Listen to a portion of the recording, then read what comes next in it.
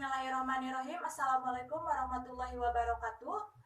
Pertama-tama marilah kita panjatkan puji dan syukur kehadirat Allah Subhanahu wa taala yang telah memberikan kita nikmat dan karunia-Nya sehingga kita bisa berkumpul pada kesempatan kali ini dalam keadaan sehat walafiat.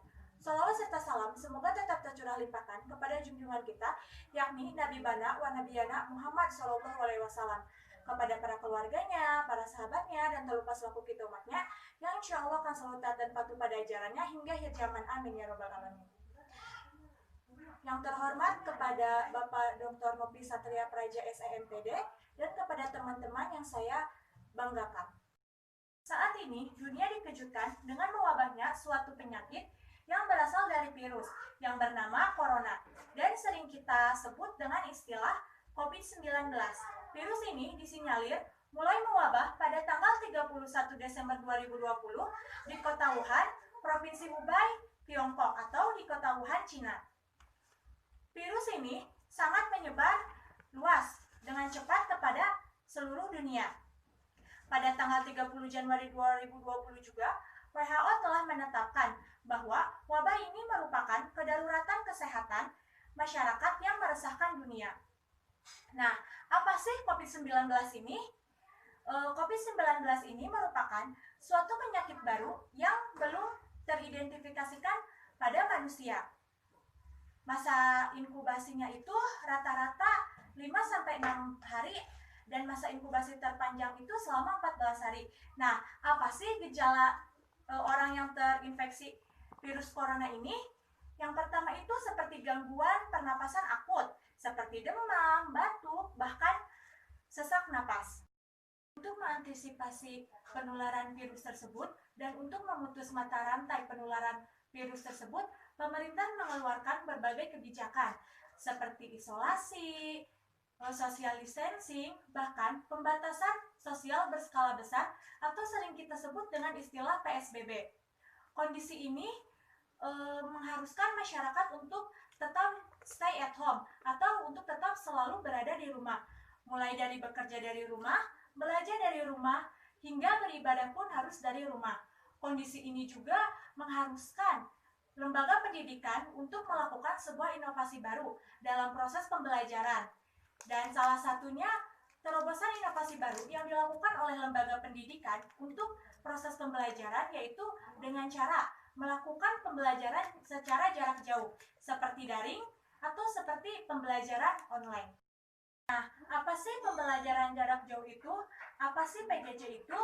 Pembelajaran jarak jauh merupakan pembelajaran yang dilakukan oleh guru dan siswa secara online untuk memenuhi tujuan pendidikan. Pembelajaran daring atau pembelajaran jarak jauh mempunyai tujuan sendiri, yaitu memenuhi standar pendidikan melalui pemanfaatan teknologi informasi dengan menggunakan perangkat komputer atau gadget yang saling terhubung antara siswa dengan guru. Melalui pemanfaatan teknologi informasi ini juga, proses pembelajaran bisa tetap berjalan dengan baik. Dengan adanya teknologi informasi ini juga, diharapkan proses pembelajaran bisa berjalan dengan baik. Mengingat bahwa saat ini mayoritas masyarakat Indonesia sudah mengenal internet, seperti yang dijelaskan pada penelitian We Are Social pada akhir bulan Januari menyatakan bahwa hampir 64% penduduk Indonesia sudah terkoneksi dengan jaringan internet. Sebelum PJJ dimulai, harus ada kesepakatan antara guru dengan siswa. Seperti sebelum pelaksanaan proses pembelajaran, guru harus memberikan materi sebelum H-1 proses pembelajaran dilaksanakan. Dan pada proses pembelajaran dilaksanakan, guru harus menjelaskan materi dengan baik. Dan guru harus memberikan waktu untuk sesi tanya jawab jika ada siswa yang belum mengerti tentang materi yang dijelaskan oleh guru tersebut. Dan untuk penutupan proses pembelajaran, guru harus memberikan motivasi semangat belajar online kepada siswa agar siswa tersebut tetap semangat belajar meskipun dalam keadaan tidak bertatap muka. Sedangkan pembelajaran jarak jauh yang dilakukan oleh siswa sekolah dasar harus didampingi oleh orang tua. agar proses pembelajaran tersebut dapat berjalan dengan baik dan lancar. Faktanya, khusus di Indonesia atau beberapa perguruan tinggi lainnya yang mirip permasalahannya merasa belum siap menggunakan teknologi pembelajaran seperti pembelajaran secara online atau pembelajaran seperti daring. Bahkan dengan diterapkannya sistem ini, ada mahasiswa yang terganggu kejiwaannya, seperti stres dan tidak dapat melakukan pembelajaran dengan baik dan benar. Hal ini harus dicarikan solusinya. Beberapa permasalahan yang muncul akibat dari diterapkannya sistem pembelajaran via online ini, yaitu baik berupa kesiapan mahasiswa, penguasaan teknologi, dan kendala-kendala lainnya yang dialami sehingga dapat terjawab dengan adanya evaluasi. Sehingga evaluasi dilakukan agar meminimalisir permasalahan dan kendala yang dihadapi oleh mahasiswanya dalam permasalahan proses pembelajaran secara daring atau online. Demikian, kedepannya pembelajaran via online diharapkan akan semakin baik dan tercapainya hasil pendidikan yang sesuai dengan cita-cita bangsa Indonesia yang terdapat dalam Undang-Undang 1945 alinea keempat. Salah satunya adalah mencerdaskan kehidupan bangsa, dan perubahan metode pembelajaran dengan cara klasikal dan tatap muka menjadi metode via online akan mendapatkan reaksi dari siswa itu sendiri, seperti waktu yang singkat, tugas yang banyak, jumlah kuota, hingga kondisi sinyal yang membuat siswa tersebut berjibaku mempersiapkan semuanya dengan baik. Selain itu, diketahui juga bahwa program belajar melalui via online akan meningkatkan hidden skill siswa itu sendiri. Hidden skill itu sendiri yaitu menguasai teknologi dan menggunakannya dengan baik dan benar. Di sisi lain, kebijakan tersebut juga seperti penutupan sementara lembaga pendidikan dalam jangka pendek dan jangka panjang akan menyebabkan banyak mahasiswa terdampak, apalagi mereka yang tinggal di daerah dengan memiliki keterbatasan infrastruktur yang akan menjadi kesenjangan digital bagi mereka. Banyak perguruan tinggi yang melakukan penanganan mental kepada para mahasiswanya karena ada mahasiswa yang terjangkit atau mahasiswa yang stres, sehingga mendorong manajemen mengambil suatu upaya, yaitu seperti upaya dalam pelatihan dan kursus online untuk penggunaan teknologi informasi serta bertukar pengalaman antara mereka. Itu cukup meringankan beban bagi mahasiswa itu sendiri. Serta bantuan kuota juga meringankan beban perkuliahan bagi mahasiswa itu sendiri. Ada juga perguruan tinggi yang melakukan absensi secara online untuk mengecek kesehatan para sivitas akademinya setiap hari agar mengetahui kondisi bagaimana dari dampak COVID-19 itu di institusi yang dikelolanya. Adapun hasil dari penelitian ditemukan hubungan yang erat antara perkuliahan online dengan sikap mental bagi para mahasiswanya. Hal ini bisa dilihat dari analisa dan pengolahan menunjukkan sekitar rata-rata dari data yang didapatkan dari dua perguruan tinggi, sekitar 60,5% mahasiswa dari perguruan tinggi tersebut sudah siap melakukan pembelajaran secara online atau pembelajaran secara daring. Sedangkan 32,5% mahasiswa tersebut belum siap untuk melakukan pembelajaran secara jarak jauh atau melakukan pembelajaran secara daring atau online. Dan sekitar 47,5% mahasiswa sudah mau beradaptasi dengan perubahannya proses pembelajaran yang tadinya proses pembelajaran tatap muka sekarang berubah menjadi proses pembelajaran jarak jauh atau proses pembelajaran secara daring. Hal ini bisa diatasi melalui pelatihan yang cepat dalam penggunaan teknologi pendukung serta operasionalnya. Dan perkuliahan online yang dilakukan serta dengan pemberian tugas yang banyak, dengan kondisi merebaknya COVID-19 ini, dan kebijakan pemerintah yang mengharuskan masyarakat untuk tetap stay at home, seperti bekerja dari rumah, belajar dari rumah, bahkan beribadah pun harus dari rumah. Hal ini membuat para mahasiswa sulit bergerak, tidak seperti biasanya dalam menyelesaikan tugas perkuliahan. Mahasiswa tersebut saling melakukan interaksi dengan mahasiswa lainnya dengan frekuensi yang tinggi. Dan sekitar 59,5% keberatan tugas dari dosen akan membuat mahasiswa tersebut menjadi stres. Dan bagi mahasiswa yang sudah mampu menggunakan teknologi dengan baik, itu tidak menjadi persoalan bagi dirinya. Tetapi jika ada mahasiswa yang kurang menguasai teknologi informasi tersebut, maka akan menjadi persoalan bagi dirinya. Di samping itu, kondisi ini juga akan membuat tekanan psikologis mahasiswa juga akan ikut terganggu.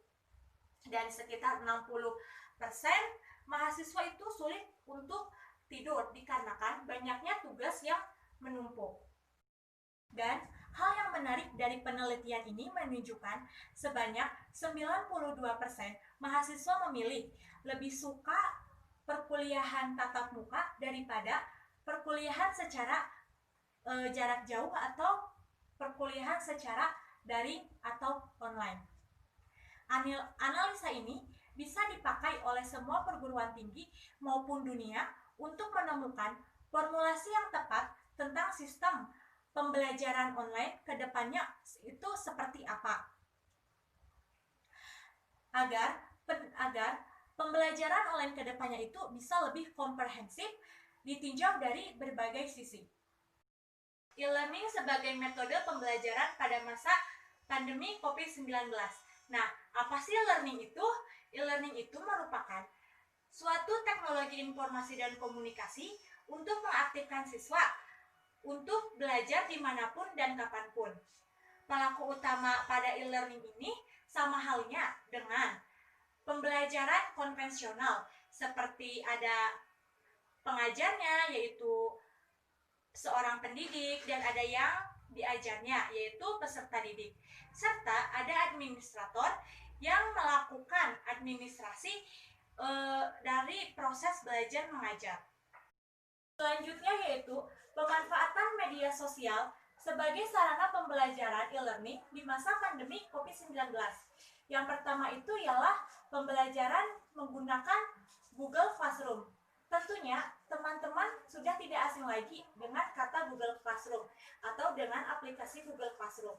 Nah, Google Classroom itu sendiri merupakan suatu serambi pembelajaran campuran untuk ruang lingkup pendidikan yang dapat memudahkan pengajar dalam membuat, menggolongkan, dan membagikan setiap penugasan tanpa perlu adanya kertas.